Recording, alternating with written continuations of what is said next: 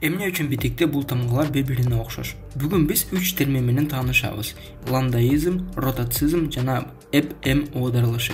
Миң жылдар мурун түрк элдер азыркы кээ бир сөздөрдөгү ш, ч, с тыбыштарды эл менен айткан. Ал доордун изи азыркы кыргыз тилинде да бар. Кашык, калак, мүчө, бүлө жана кээ бир антоним сөздөр да бар. Жаш, чал, тиш, тил, кал, кач. Элдер ара сөздөр да алмашат. Мисалы биздин чен деген сөзүбүз Европа тилдерде ленд болуп кеткен. Бала деген сөз парсы тилдерде бача болот. Биздин бычуу деген сөзүбүз орустарда пилит болот. Кыскасы эл тыбышы ч, ш, с тамгаларга оодарылат. Буну илимде лондаизм деп коет. Ротацизм деген бул р жана з тамганын оодарылышы.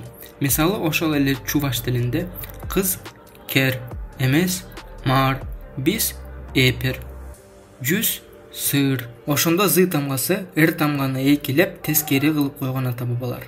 Биз элибиз деп айтабыз. Бул сөз эки сөздөн турат, эл жана биз. Бирок башка түрк элдер элимиз деп айтат. Ошол үчүн ата бабалар б тамганы аңтарып коюшкан. Ким кааласа көрбөдүм деп окуйт, башкасы көрмөдүм деп окуйт.